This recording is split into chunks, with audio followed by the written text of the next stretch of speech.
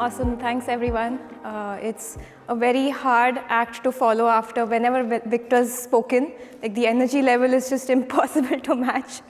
So I will try my best. So building an observability backend with Pinot and StarTree Cloud, that's what we're going to talk about today. So first I'm going to just give a little bit of background on why are we even thinking about this, like what's the motivation, what got us onto this. So this is like the analytics quadrant that we typically bring forward whenever we are trying to explain that, hey, what does Pinot do, where does Pinot fit in, and you have the dimension internal to external, and then batch to real time. And real time external, that's kind of the area where we've been focusing on so far. That's where we really do well. But we've been getting a push from our customers, from Pinot adopters that, hey, that's awesome, it works great there, but there is a real need for us to use a system like Pinot still in the real-time domain, but for internal analytics. So can we go beyond external? Can we start encroaching this space? And the main potential and gap there that we're seeing is in the use cases of observability. And many of you might already be familiar with what observability means, but just a quick background there is, so this is the data that you collect to gain insights into the internal workings of your system. And the data here being metrics, logs, traces. And the insights will be things like, how is the health and reliability of your system? Is the error rate high? Is the uptime looking okay? Once you've found these failures, you'll try to do investigation, looking at the logs, looking at the call graphs, and then also measure usage. Is it being used like you intended? Is it being used efficiently? Are there any performance bottlenecks? And so on. So what is a typical observability stack? And what are some of the players that have been offering this stack today? So this is how the typical stack looks like. You have agents, collections, storage, query, visualization. So agents are what runs on your infrastructure alongside your applications. They are collecting all this observability data and then shipping it to a central location. That's where the collection piece comes in, and after that, storage, query, visualization is pretty self-explanatory. And some of the players that you must be seeing when you're dealing with observability data today are Datadog, Splunk, Elasticsearch, and so on. So now, with this background in mind, so what are some of the problems that we have identified that we've been seeing in this space and with this stack? And what is that opportunity where we're seeing that we can be a good backend for observability? So first of all, the main problem with this stack is that it's an all or nothing stack. So typically when you get an observability solution from one of these players, you just have to get all of it. You can't choose that, hey, I want this piece or that piece, or just want to use the visualization layer, or just use the storage layer, or use it for something else. You don't have that flexibility.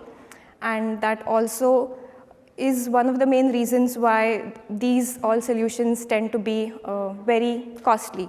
And we'll kind of see each layer one by one to understand why that is.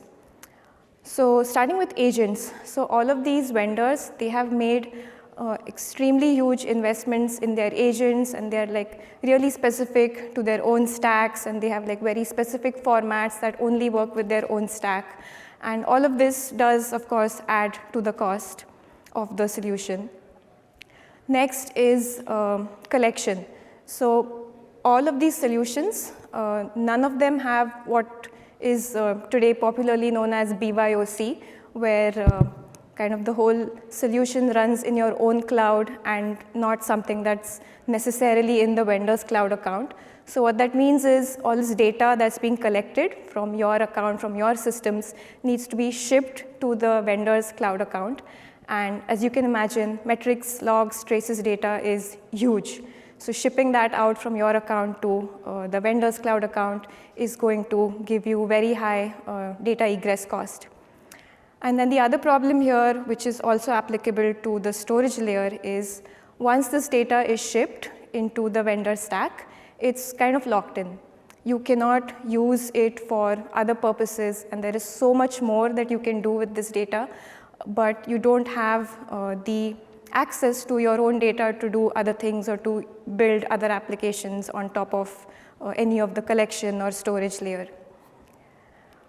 Plus, the observability data usually is extremely high velocity, high volume, and plus it needs to be queried with very high freshness. So this does add up to a lot of cost, and at the same time, the usage tends to be very low, so the return on investment on that cost will be questioned a lot more. And finally, in the visualization layer, again, same problems. It's very tied to that whole stack, not easy to customize to use it for other backends or use that UI solution for like other data and so on.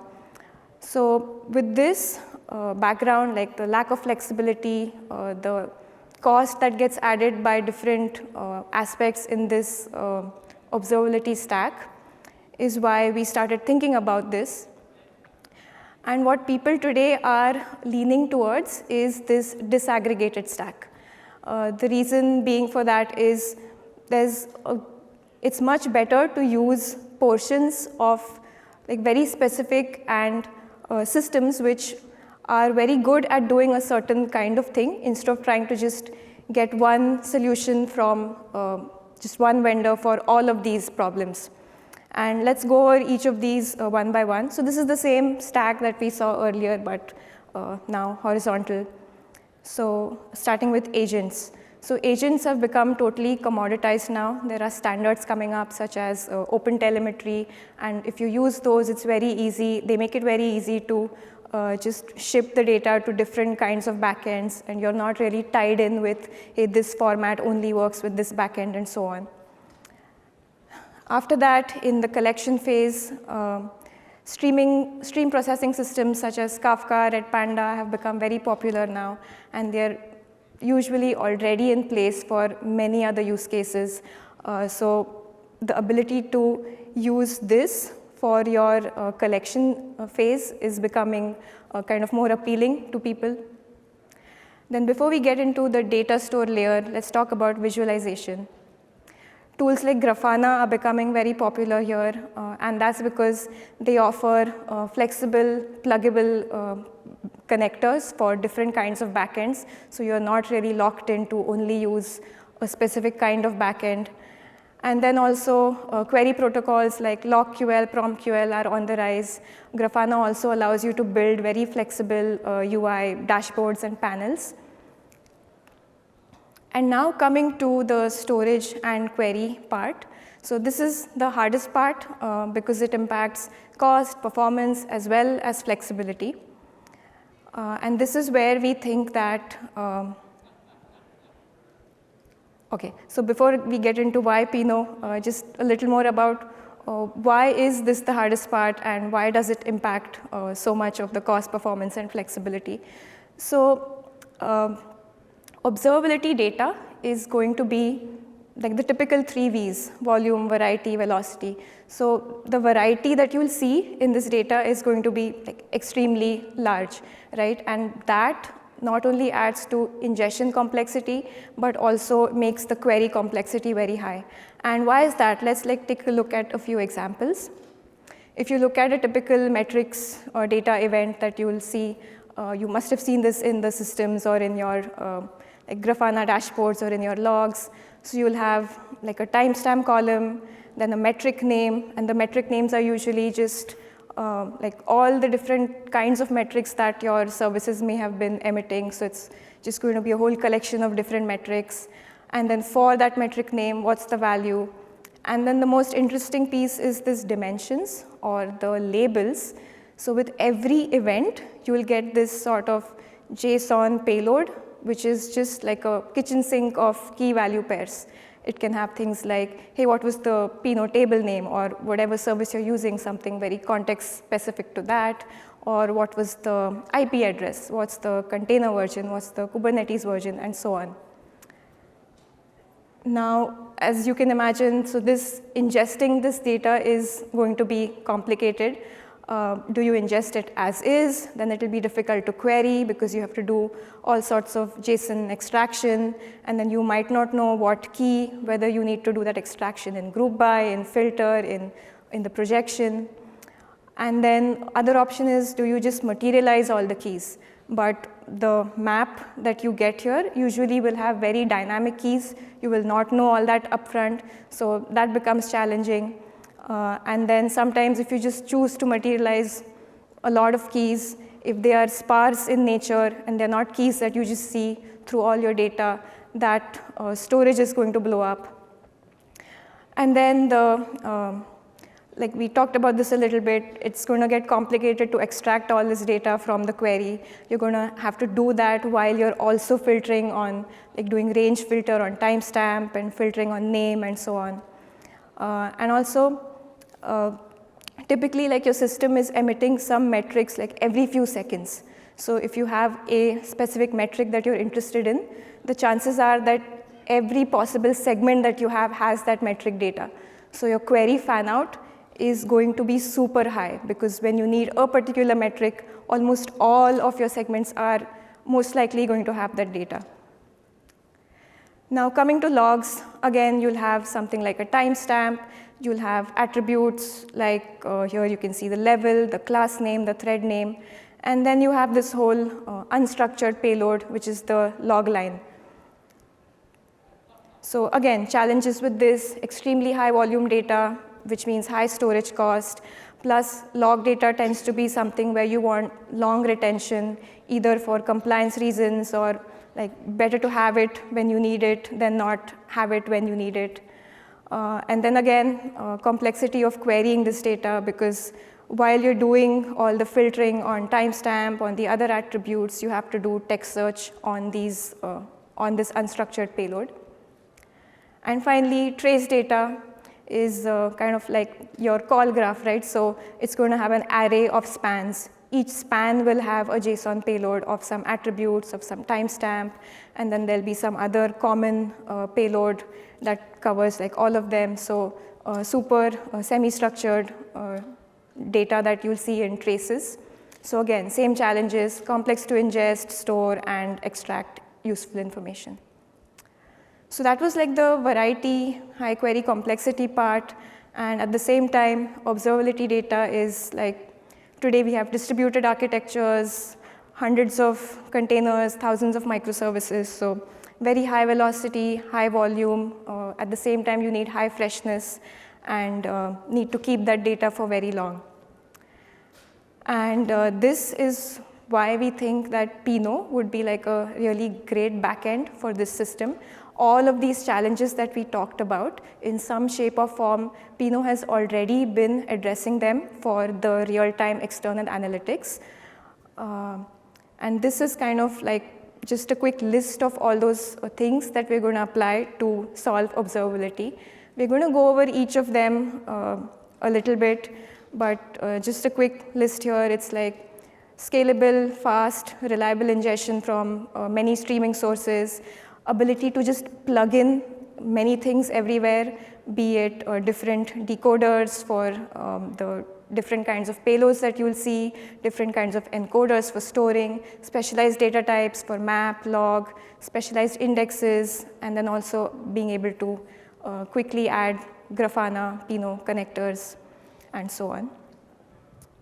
So let's start with like the first piece here, which is Kafka Pinot integration, or pretty much any real-time streaming system and Pinot integration. So this is, again, something Pinot does really well, already tested a lot at scale. We were able to quickly add decoders for the various formats like Prometheus metrics format or OTel format. And then some other features that will become very important in such kind of use cases is the ability to do partition-aware ingestion. We'll talk a little bit more about that a few slides down the line. Now let's talk about the actual storage piece of Pinot. So we have, so here is kind of like the list of all the different kinds of data that we saw through the metrics, logs, traces, so timestamp, metric name, metric value, the labels, log lines, and traces. And this is kind of like our blueprint of how we will solve each of these data types or each of these columns that we see. So for timestamps, we'll have the classic dictionary encoding techniques with timestamp indexing. For metric names, we'll have variable length dictionary with inverted sorted indexes. For metric values, we have range indexes. For the labels column, we are working on adding a map data type. For log lines, we have CLP encoding, text indexes. And for traces, we have JSON data type and JSON indexing. And we also have some techniques in data layout, which are going to help just make querying observability data much faster because we can prune more and do less work. So let's start with zooming on the indexing portion. So this is really where Pinot really shines, and all these techniques are just out of the box going to be applicable to those observability columns. So starting with inverted index, it's a technique to be able to keep value to doc ID mappings so that you can do fast filtering. So for all the columns like the attributes, like level, class, name, even metric name, this index just works beautifully. Sorted index. So with that, you can pick a column that you'll frequently see in your queries and then sort that column, helps you increase data locality, reduces the time to scan. And so think of it, if you have your metric, the way the metrics data is typically structured, anytime you query, you will always have a metric name filter in it. So that's like the perfect candidate to sort on and use a sorted index on. Then we have range index. So you will typically be trying to do some investigation in a time range. So range index, like a better version or an enhanced version of inverted index where you store range of values to the document IDs so that you can do fast range filtering. And then another variant of this is the timestamp index. So you will usually just have like the timestamp column, which will be in some milliseconds granularity. But in your applications, you might want to do some like hourly level rollups or minute level rollups. So instead of doing that on the fly during the query, you can just specify a timestamp index, tell it that, hey, these are all the granularities that I care about. Behind the scenes, we'll materialize those granularities and also set up range indexes on them and just make querying all those different granularities much more efficient. And then we come to the data layout part, so partitioning. So in Pinot, you have the ability to partition by space as well as time. So like I was saying earlier, if you have metrics data, most likely your metric that you care about is going to be spread over all your segments. So if you could, while ingesting, just make sure that you partition the data by metric name and then do some smart segment assignment strategy, like place it into partition groups so that your partitions are like localized, just contained in smaller groups of servers. Now, when you get a query on metric name, we can do partition-aware routing. So the query is going to see that, oh, I have a filter on metric name, so that means right off the bat, I just don't need to go to server 1 and server 2 at all. And now further, once you've checked the space partitioning, maybe within those segments, if you also have like a time filter, by default, we do time partitioning as well. So putting all these techniques together, at every step of the way, we just keep doing lesser and lesser work so that we make sure these kind of queries run much faster. Now let's talk about what we've done for handling the labels column, and that is we're adding a map data type. So this is a way for us to be able to just flexibly ingest the key value pairs that we saw in the labels column. And now with the map data type, you can pretty much just say, hey, my labels is of the data type map, you have an option to say that, hey, these are the dense keys or the keys that I know will be frequently queried. Everything else can be sparse keys. And what does this mean, like dense key or sparse key? So based on whether a key is treated as dense or sparse, if it is dense, we will just behind the scenes create a dedicated column for it, versus if it is to be treated as sparse, then we will store it in the EAV format, so entity attribute value. So then imagine that any keys that you've materialized get their own column, or the ones that you decided are dense, they get their own column. Everything else is just stored as a flat row ID to key type value format. And because of the map data type, we now have really simplified queries. It's pretty much just accessing from the map, saying, hey, give me org ID from labels. And this works whether it's in the group by, whether it's in the filter, whether it's in the projection. And one great thing about the map type is it's helped us not just with the simplicity or the ease of use, but also with storage and performance. So if we look at this graph, so the green bar is if you had just kept that data as is raw in a JSON or a CSV file. And then the orange is if you had ingested it as a JSON type in Pinot. Now, imagine if you didn't have the map column and you really cared about performance, so you had to just materialize every single key. So that's what would have happened with the red bar. That's how your storage would have looked like. But now with the map column, you can bring that down drastically. So if you look at the yellow bar, that's where we've tuned the map column to say that, hey, dynamically just identify which are the dense keys and just materialize those. Everything else, store them as sparse keys. And all the config that you needed to do for that was what's shown right here, saying that, hey, dynamically create my dense keys. You can configure that max I want like 300 keys to be dense.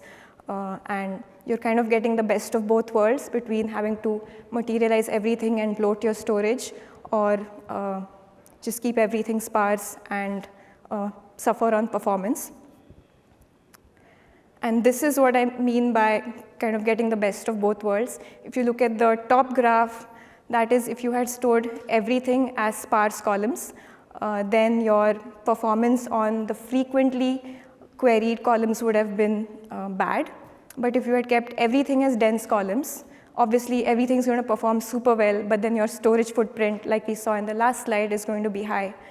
But with the config that we have, you have a lot of, you have all the levers that you need to just cleverly say that, hey, these are the ones I will query, or dynamically you decide whether what should be dense and sparse and so on. So you can kind of choose your overhead and just decide where you want to be on this spectrum. Now we come to the handling logs data. And here mainly the techniques are CLP and text index. So CLP is a technique which lets you, it's an encoding which lets you kind of handle payload like these unstructured log lines and helps you achieve a lot more compression than any other techniques that we've seen so far. So the way this works very quickly, if you look at a log line like this, so the part from the broker, Pinot broker, is the actual log line. So in Pinot now you can just configure in your field spec, say that, hey, I want to apply the compression CLP on this. What happens now during ingestion is that the phrase will first be tokenized and the values will be extracted. So the values here are anything that will keep changing as like you get different log lines. So here the Pinot broker name, the milliseconds it took, the request ID, the table name. And finally, we'll construct the log type, which is the template that remains after removing all these variables. So after the extraction, behind the scenes, this is what we would have gathered. We'll have like the numeric variables, the string variables, and the template. Now, when you try to query, let's say you have this phrase that you're trying to search with, the same thing will happen. So you'll again just tokenize the phrase, extract the variable values, and then construct the log type. So now you have kind of a very similar looking table once again. And now it's just a matter of doing predicate matching on these different sections that we have produced. So with the CLP compression, we have seen some amazing results in the compression ratio. So we took like a bunch of, so this was a very small test. We took some helix logs, and then we saw almost 300 to 10 MB, so 30x improvement in the compression. And why is this really happening? That's because if you look at, we had 400K records almost, and the unique log types that we got were just 300. And that is typically how your logs data is going to be. It will be the same kind of logs repeated in just a few variables that keep changing. So the ability to extract this template out and keep the variables separate is what's helping us achieve this very dramatic compression. And so this contribution was actually from Uber, and they have achieved some even more remarkable results on the compression with CLP. In this blog, they've said that they achieved 169x compression factor, which is pretty remarkable. And then finally, we have the text index, which now works with CLP encoded columns. So that's kind of much more efficient way to now compress with CLP and query with text index and just be much faster on querying log data. And then for trace data, we already have the JSON data type and JSON index pretty well established in Pinot. So if you, in the absence of techniques like this, you would have had to just, with every row, try to parse that JSON, extract the tokens, and it's going to add up to the cost very quickly. But with JSON index, every field within your JSON gets indexed. And so if you're trying to find something which is like a few nestings down the line, it happens much more efficiently because it's like an index lookup.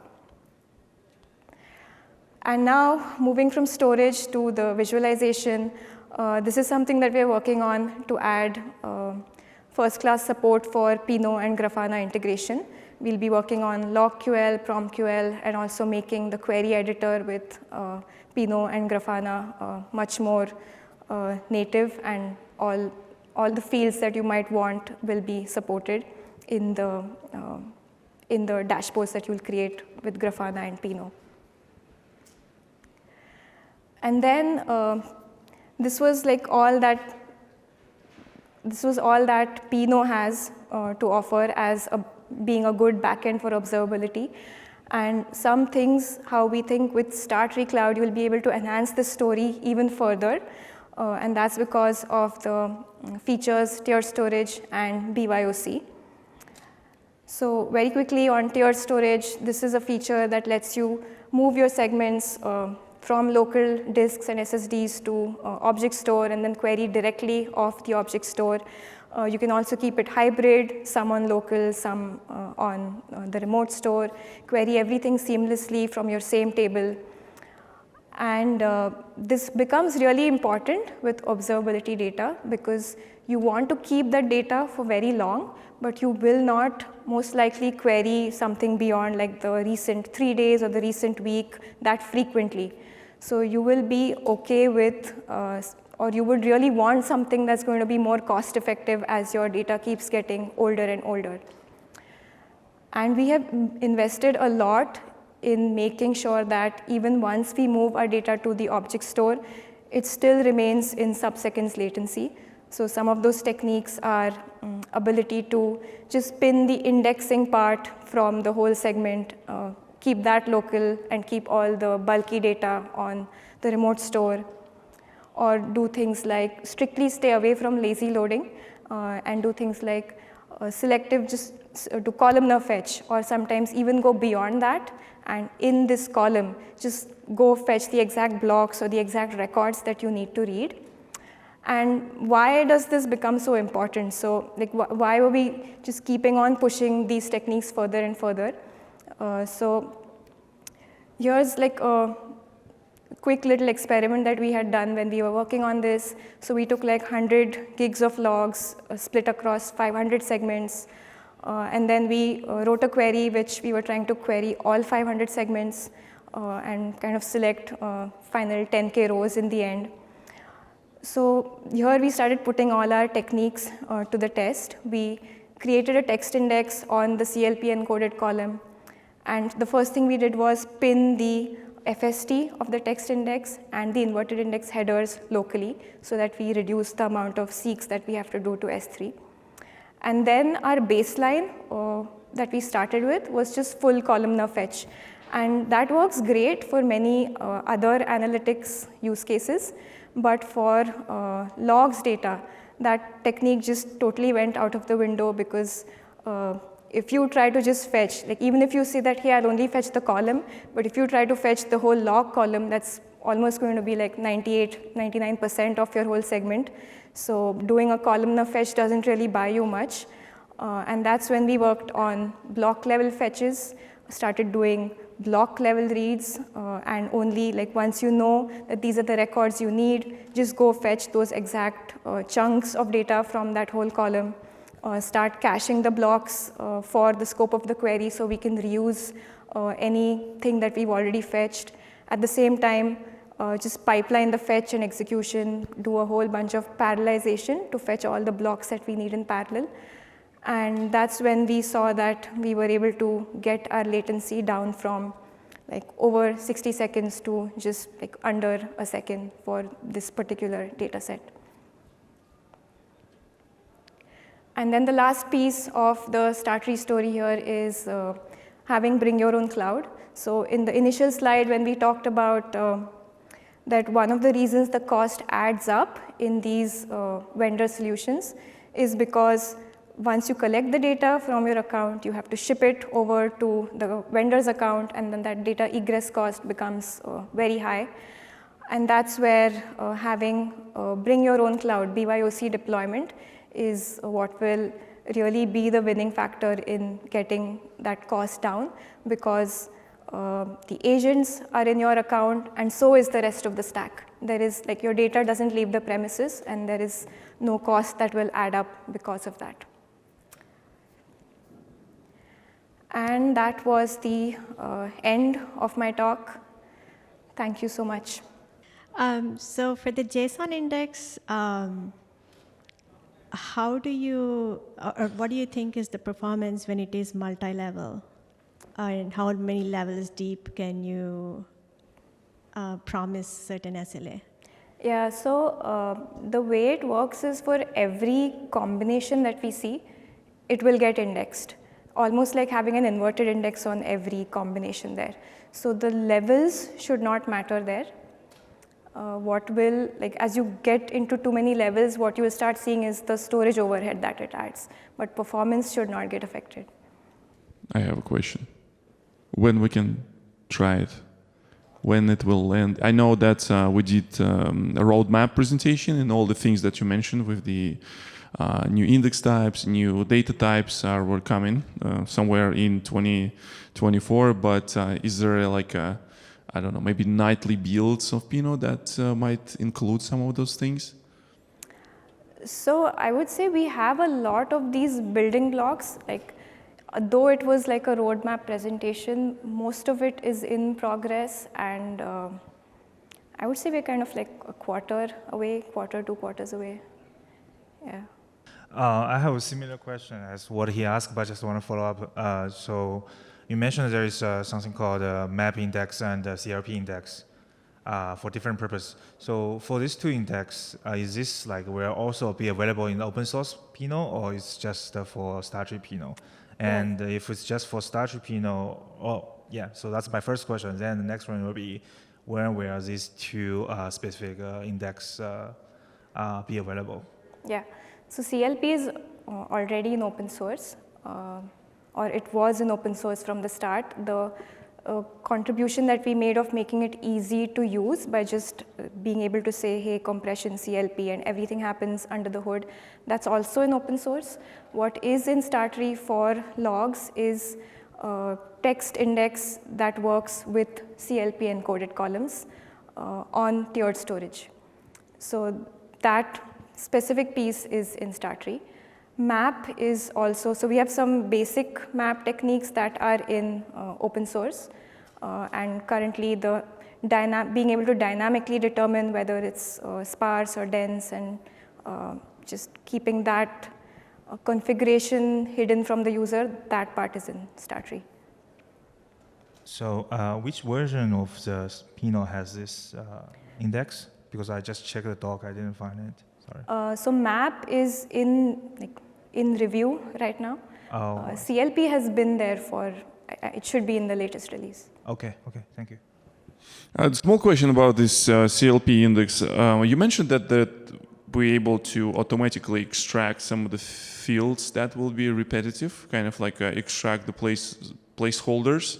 Is it automatic, or developer or whoever does configuring ingestion needs to somehow put some sort of hints how it works? Because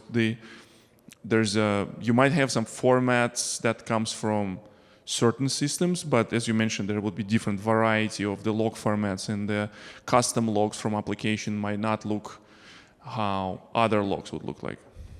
Yeah, so it's all automatic. There's an amazing paper written by some folks on this technique, and they were the ones who actually helped add this to the Pinot repo with the help of Uber engineers. So highly recommend reading that. And we also first thought that, hey, there might be variables that we'll miss, or there might be false positives, but in our runs so far, it's been very accurate. And we did not feel the need of having to go and guide it to add our own templates so far. And I assume it only works for certain languages, because the different internalization and change the formats of logs might not be English only. That is a good question. I don't know. I'm full of those, I know. Yeah, I don't know actually, but yeah, I would assume so. It works only for English right now.